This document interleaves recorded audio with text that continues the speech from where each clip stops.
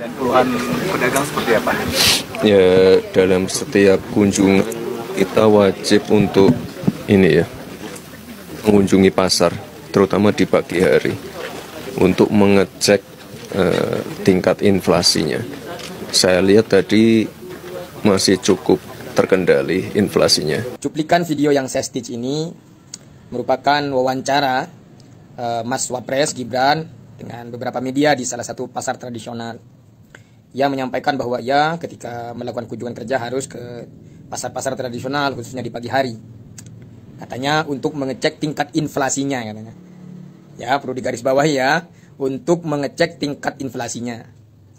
Saya agak mengernyitkan dahi gitu. Maksudnya mau ngecek inflasi ke pasar ini maksudnya gimana begitu itu. Saya tak coba renungi gitu loh. Maksudnya gimana ini?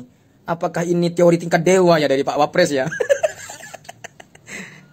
Akhirnya karena saya juga nggak connect, nggak dong apa yang dimaksud Pak Mas Wapres ini, saya baca komentar-komentarnya netizen.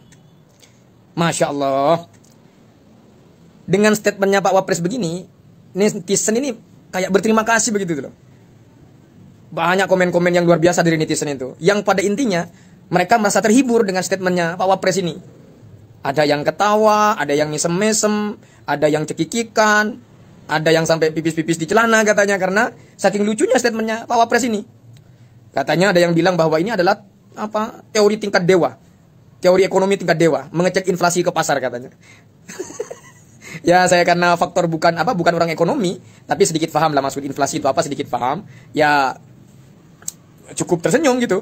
Apa hikmah yang bisa saya ambil dari statementnya Pak Wapres ini, bahwa kita bisa mendapatkan hiburan itu bukan hanya dari seorang pelawak. Artinya bukan hanya dari seorang pelawak profesional, dari pejabat sekelas wakil presiden pun kita bisa mendapatkan lawakan atau hiburan-hiburan yang bisa menghilangkan tingkat stres kita. Nah, mengingat sekarang kan keadaan ekonomi tidak baik-baik saja.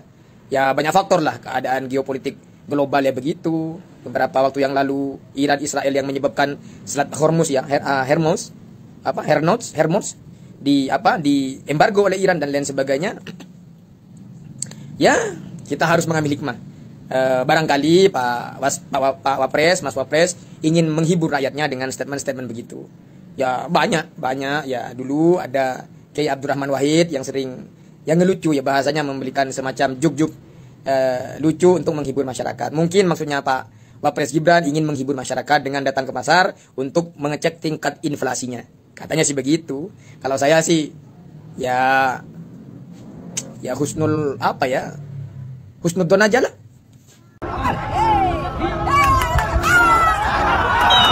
Ya, jadi dari video itu kita bisa melihat bahwa intensi sebenarnya dari kiper itu bukan untuk menyelamatkan gawang, tapi untuk menyelamatkan karirnya. Dan dari video tersebut nampaknya peraturannya itu sudah direvisi ya. Soalnya pas saya lihat kok ini pemainnya gak ada yang ngeleding gitu loh. Kalau saya di situ mah udah pasti saya sliding itu, asli. Sliding pemain-pemain lawan biar Mas Gibran bisa lebih gampang majunya. Ya, kita langsung dengarkan saja pendapat dari Mas Wasid. Gimana Mas? Ya betul, tadi apa yang disampaikan Bro Menteri, memang kita di pertandingan itu tidak boleh menjegal, karena kalau salah menjegal Mas Gib sama dengan menjegal masa depan bangsa Indonesia.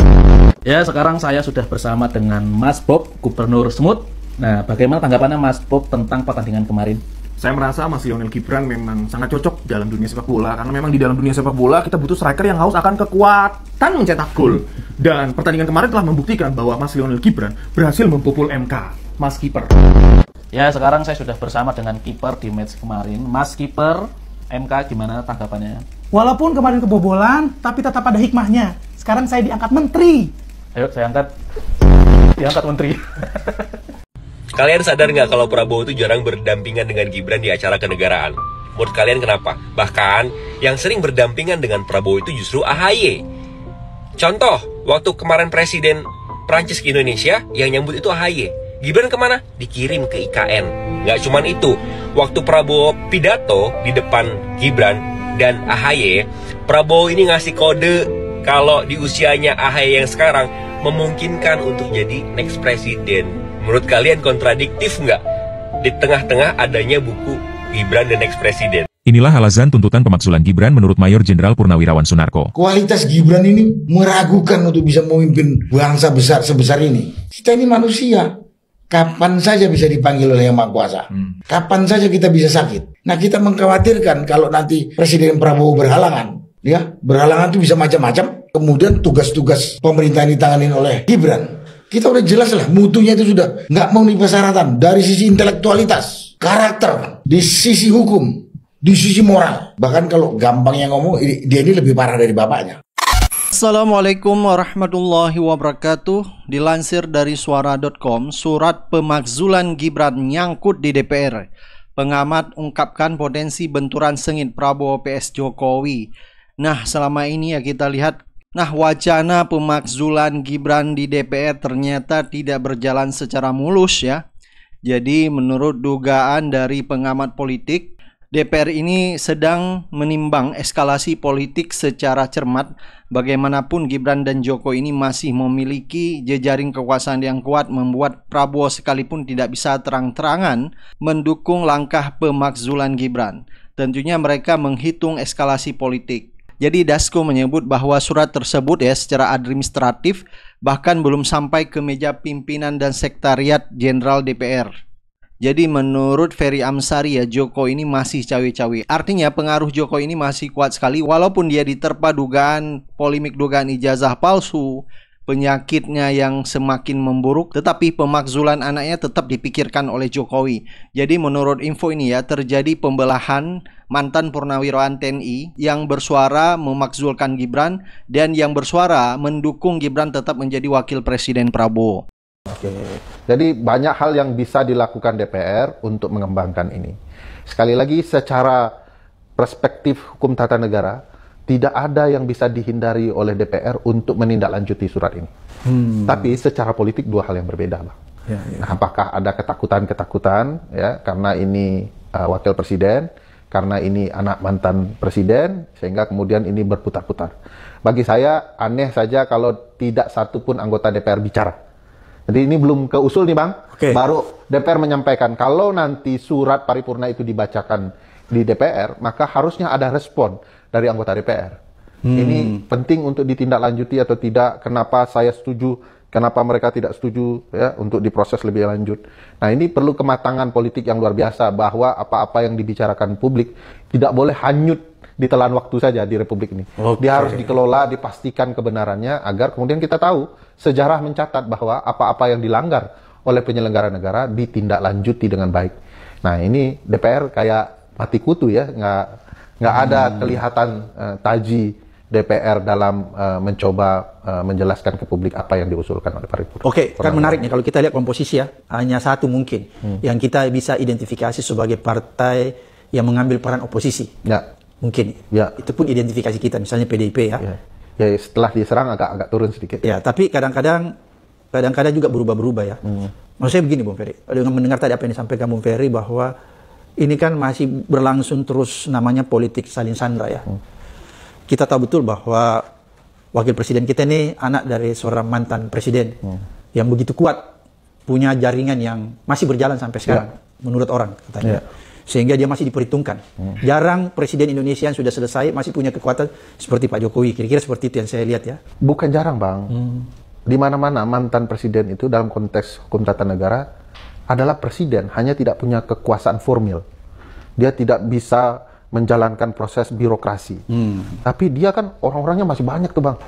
Nah, makanya presiden itu tidak pernah pensiun sebenarnya, hanya tidak dilanjutkan pemberian kekuasaan. Maka setiap negara presidensial selalu manggil mantannya presiden. Jadi Presiden Jokowi, problematikanya dibandingkan mantan presiden lain adalah mantan presiden betul-betul meninggalkan dunia perpolitikan tanpa cawe-cawe. Kalau Pak Presiden Jokowi masih sangat cawe-cawe di mana-mana, Bang.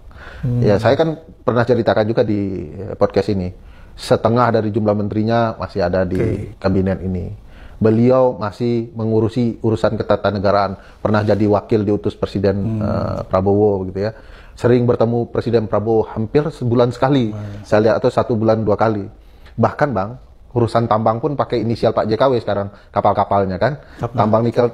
Sekarang yang heboh JKW Iriana gitu ya. Ada juga apa itu kapal Iriana Mutiara apa ya? Ya, itu kan menunjukkan dominasi powerfulnya masih sangat kuat di dalam berbagai proses. Kalau orang presiden lain tidak sudi ya, namanya dibawa-bawa, Presiden Jokowi malah kalau perlu kasih nama kapal itu inisial saya kan. Nah, hari ini Gibran terlihat sowan ke Hendro Priyono. Sepertinya mantan Purnawirawan TNI Hendro Priyono ini ya mendukung Gibran tetap menjadi wakil presiden. Kita tahu sepertinya Gibran ini sudah mulai menggalang kekuatan supaya banyak purnawirawan TNI yang mendukung dirinya tetap menjadi wakil presiden Prabowo. Bahkan ya mantan Denjen Kopassus seperti Sunarko ya bersuara keras sekali kepada Prabowo ya supaya Gibran ini tetap dimakzulkan. Assalamualaikum warahmatullahi wabarakatuh. Waalaikumsalam. Salam sejahtera bagi kita semua. Sudah lengkap sebenarnya ulasan masalah Gibran dengan akun Pupu Papa yang sekarang sedang jadi trending topik. Jadi sebenarnya Gibran itu secara hukum, secara moral, secara agama udah nggak layak jadi pemimpin. Sudah tidak layak jadi pemimpin. Karena itu pada kesempatan ini saya sebenarnya pingin saudara-saudara sebangsa dan setanah air ya meluangkan waktu untuk mungkin mengamati, kemudian menganalisis dan memutuskan. Kita tahu Gibran dinyatakan dalam pilpres ini menang sebagai atau terpilih sebagai wakil presiden, orang nomor 2 di Indonesia. Dan kita tahu semua ini. Kita tidak tahu hidup kita ini nanti sampai nanti sore, sampai besok atau dan lain sebagainya. Nah, saya bayangkan kalau presiden berhalangan bisa macam-macam. Sakit sampai kemudian dipanggil sama Yang Maha Kuasa dan lain sebagainya. Nah, kita punya pemimpin seperti Gibran. Tadi sudah disampaikan oleh Pak Rijal Fadila, cacat demokrasi, cacat konstitusi, cacat moral, cacat mental, cacat agama gitu. Lah orang Indonesia yang 280 juta itu banyak yang lebih baik, banyak yang lebih pinter, banyak yang lebih mampu. Masa kemudian MPR yang punya wewenang melanjutkan melantik atau membatalkan, nggak mikir. Karena pada kesempatan ini kepada seluruh bangsa, saudara-saudara sebangsa dan tanah air, kita memang berharap MPR membatalkan seperti yang disampaikan oleh tadi Pak Marwan. Tapi mungkin kita rakyat juga perlu bersuara kalau MPR sampai tidak membatalkannya. Kita nggak mau dipimpin oleh orang tak bermoral, tak beradab, dan tak berilmu. Udah jelas tak berilmu.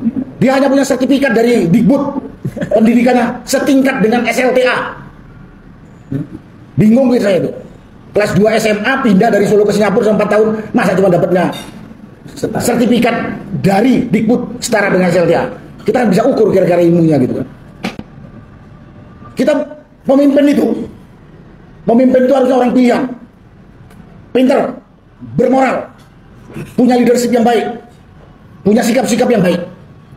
Nah, Gibran, kita bisa nilai ini orang dari akun yang namanya Pupu Papa itu. Sangat tak beradab. Pemimpin tak beradab apa yang kita harapkan? Mau dibawa kemana? Kita yang 280 juta kurang lebih ini. Terusnya enggak kehormatan kita di mata bangsa-bangsa lain atau negara lain yang ada di sekitar kita. Terusnya tidak. Dan dunia perguruan tinggi, baik guru besarnya dan mahasiswanya, terusnya enggak kalau dipimpin sama orang yang seperti ini. Saya bicara bukan dalam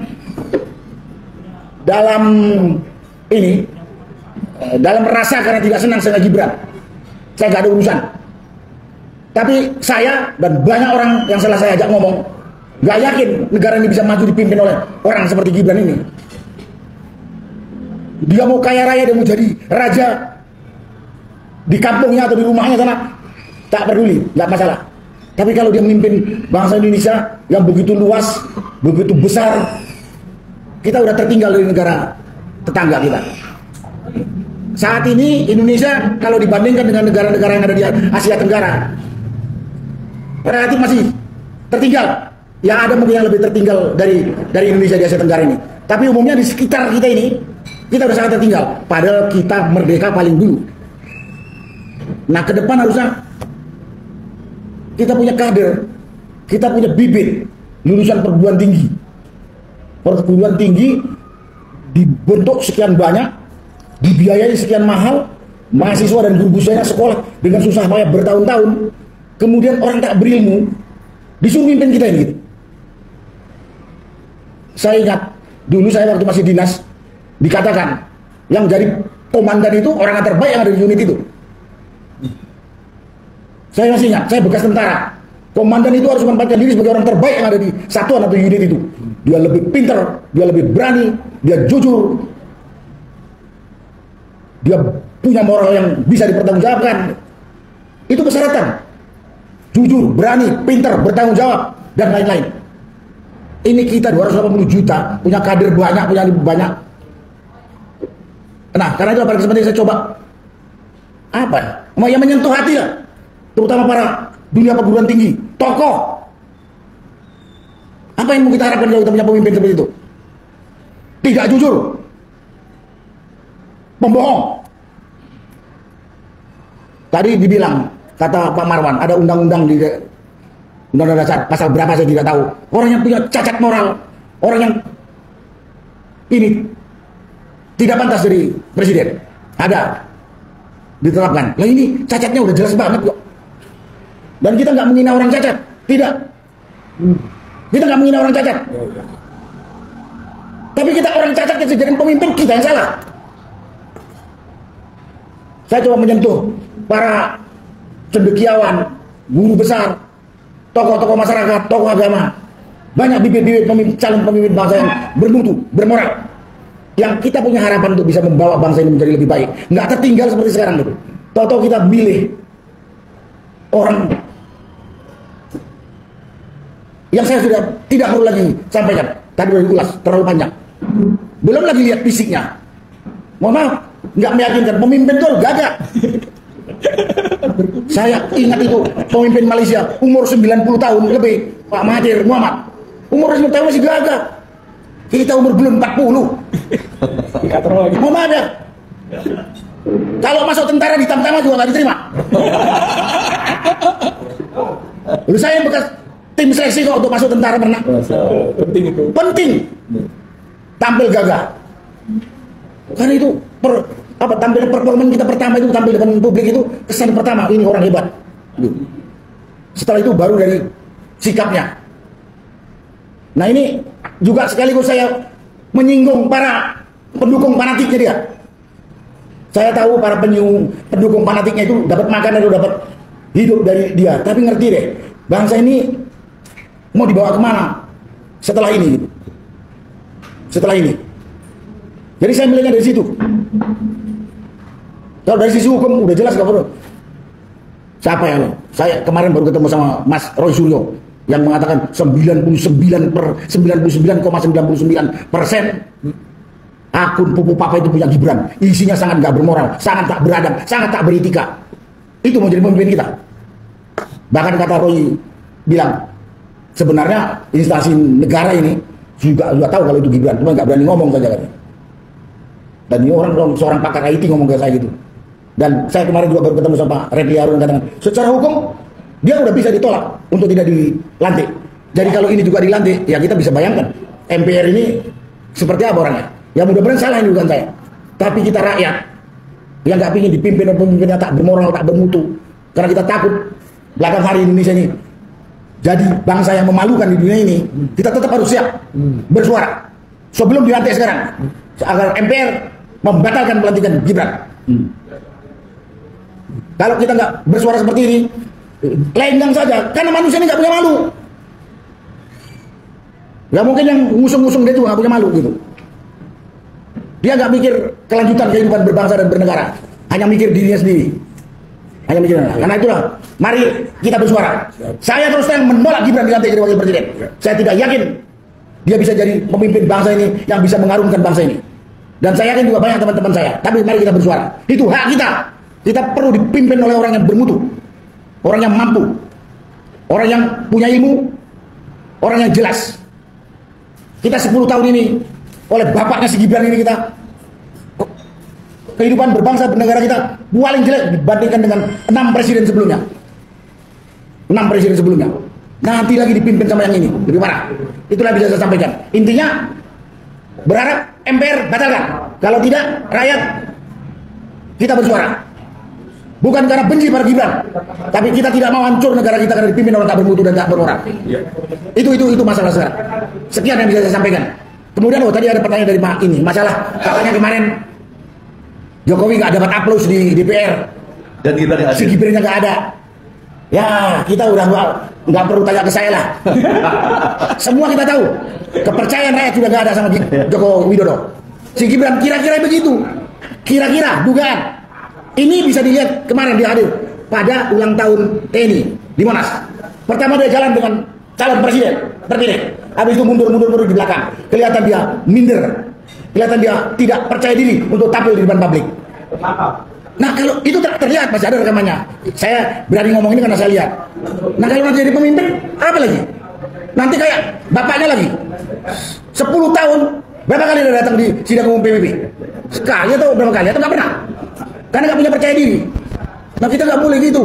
Kita lihat banyak pemimpin di negara-negara tetangga kita, biar muda, biar tua, dia berani berdiri tegak di forum antar bangsa dengan gagah. Ini kehormatan bangsa loh. Yang 280 juta orang. Itu tanggapan saya. Ya, dalam setiap kunjungan kita wajib untuk ini ya, mengunjungi pasar, terutama di pagi hari, untuk mengecek tingkat inflasinya. Saya lihat tadi masih cukup terkendali inflasinya, dan kita juga harus melihat harga-harga terutama ini merah, cabai. Saya lihat tadi cukup terkendali. Itu yang penting itu. Pinjem jalurnya ya, pemuja Baginda Mulyono dan juga Bimbing Sayur. Jadi gini, terlepas dari rumors kalau Pilpres 2029 mau diisi sama Gibran, AHY dan sebagainya atau apalah, saya nggak peduli rumor itu. Mau ada serekalan politik dari kubu A, kubu B, kubu C, saya juga nggak peduli. Yang jelas gini, inflasi pasar atau kenaikan harga pasar itu kan dikendalikan jauh sebelum barang dagangan itu sampai ke pasar, harusnya. Nah, ini merupakan tugas dari Menteri Perdagangan atau wamennya. Kenapa di saat negara ini kedatangan tamu kenegaraan dan juga kunjungan kenegaraan, Wapres tidak mendampingi sang presiden, apalagi Wapres saat ini terlihat jelas terpampang nyata lulusan luar negeri, muda berkarya, SDM tinggi, mumpuni, generasi muda. Pertanyaan saya itu, ya nggak usah perlu dijawab, karena kita tahu kenapa Pak Prabowo itu memilih Mas AHY. Yang pertama sisi SDM, mana yang karbitan, mana yang mateng poon, itu kan terlihat di sini. Nggak usah saling ada yang membela dari kaum penjilat. Yang kedua, Mas AHY lebih pantas berbicara di depan forum dibandingkan tuan muda. Betul apa betul? Maaf ya, VT-nya saya jeda dulu karena ada azan asar. Tuan muda yang kalian bangga-banggakan pidato di Singapura waktu membawakan festival batik dari Jawa Tengah, itu aja pakai prompter. Padahal dia lulusan Singapura, harusnya tahu dong, menguasai dong bahasa internasional, menguasai dong bahasa Inggris. Ngapain pakai prompter? Nanti dikira saya ngefitnah, dikira saya ngebacot. Coba deh lihat di YouTube bagaimana tuan muda berpidato saat kunjungan atau peresmian batik di Singapura. Di channel YouTube ada, di beranda TikTok banyak. Prompternya segede gaban.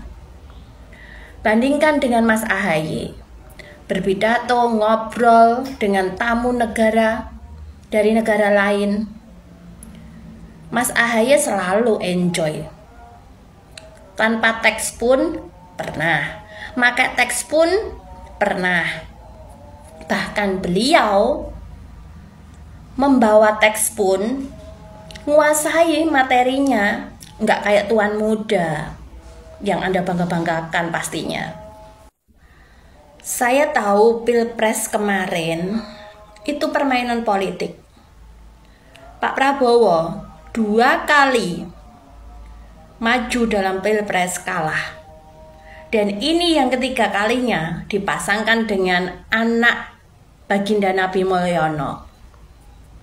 Dan ini sudah ketebak karena di mana-mana seorang presiden yang cawe-cawe terhadap majunya sang anak dalam Pilpres, ya pasti dong menang.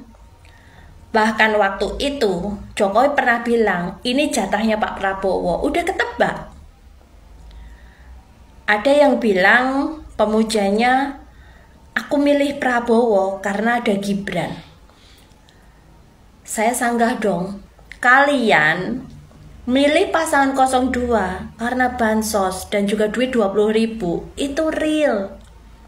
Kalau cuman Gibran doang, tahu lah kita semua kualitasnya seperti apa dan gimana. Buah karbitan loh. Tahu kan masaknya buah karbitan mengkal. Dan saat ini Presiden Prabowo nggak salah menunjuk Mas AHY untuk didapuk menjadi seorang menteri yang mewakili beliau dan juga menteri lain untuk menyambut tamu negara, kunjungan ke negara lain. Karena memang Mas AHY punya skill, punya kehebatan, punya SDM yang mumpuni untuk hal itu. Beda sama Baginda Raja. Baginda Raja nyodor-nyodor ke anaknya. Berharap tuan muda bisa menjadi pemimpin bahkan calon the next presiden 2029. Jangan salah pilih orang lah. Dari sini udah kelihatan kok. Besok lain kali kalau mau ada Pilpres, kalau memang kandidatnya itu-itu aja, langsung dilantik. Buang-buang anggaran. Nggak perlu ada pesta demokrasi karena semua sudah disetel.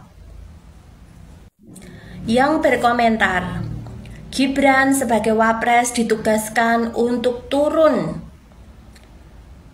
ngecek ke daerah-daerah, sedangkan AHY ditugaskan untuk bidang luar negeri, bidang menyambut tamu dan bla bla bla bla. Saya mau tanya, ada menteri luar negeri beserta wamennya. Kenapa yang ditunjuk juga Mas AHY? Ada menteri pertanian dan wamennya. Ada menteri perdagangan dan juga wamennya. Wapres turun sendiri di saat negara kemarin kedatangan tamu negara bahkan ke Borobudur.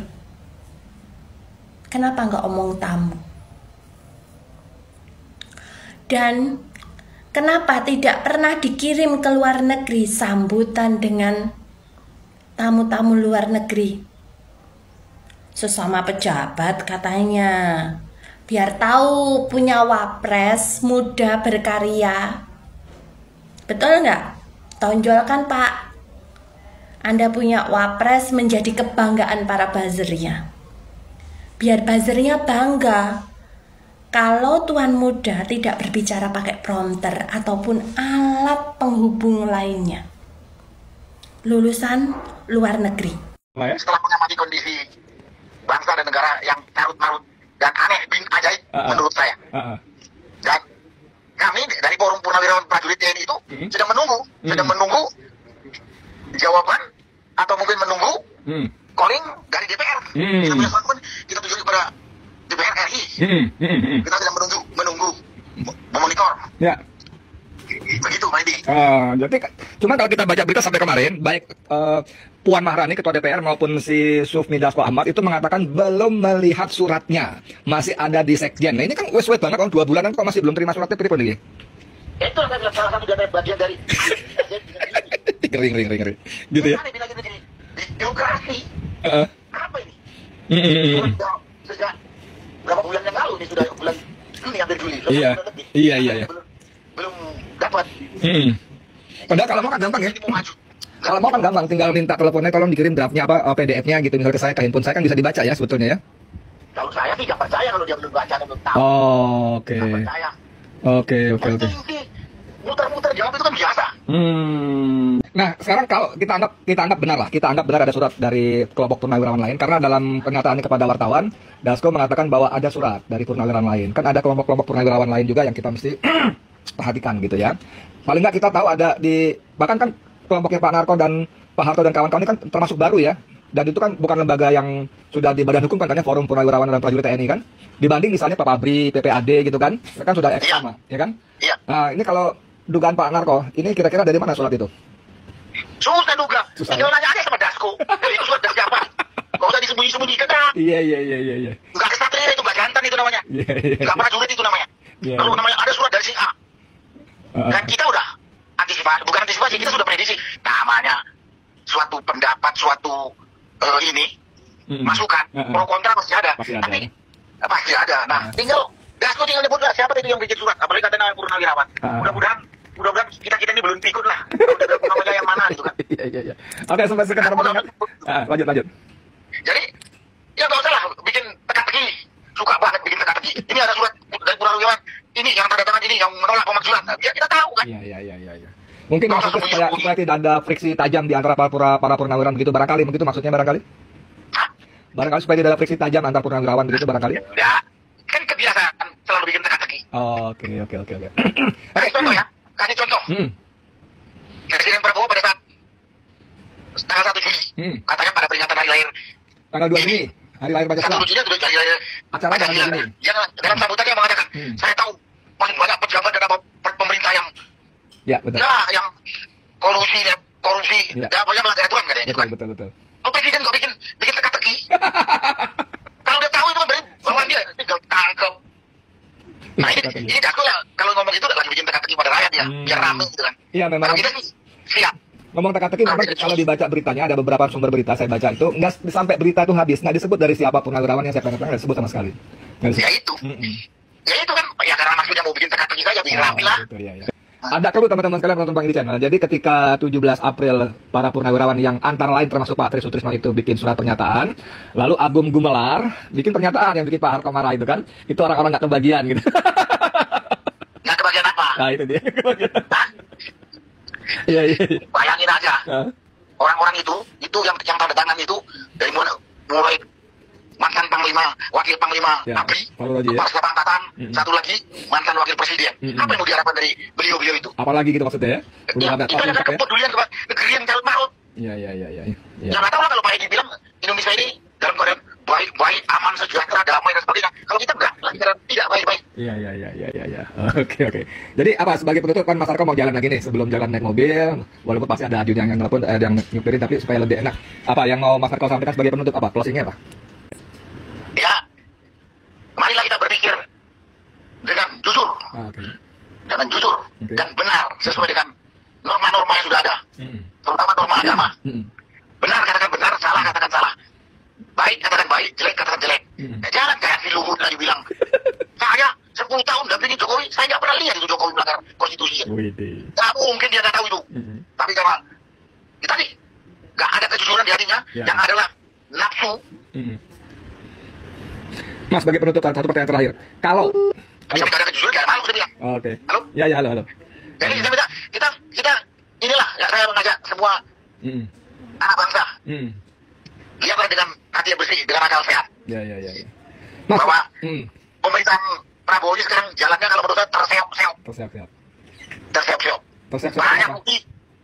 Kenapa? Terseok-seoknya kenapa? Ya, Prabowo kan kelihatan sekali ketiga tegasannya mengelola negara ini. Gitu. Contohnya masalah ijazah palsu Jokowi yang sudah menghina seluruh anak bangsa ini. Yang kemudian setelah menipu, menghina, ngerusak lagi. Nggak ada itu pernyataan dari Prabowo agar memerintahkan aparat penegak hukumnya memproses gitu ya, bekerja profesional dan jujur. Didiamkan saja. Jadi kalau rakyat itu ribut, jangan bilang gaduh. Rakyat kok dan melihat kebenaran itu.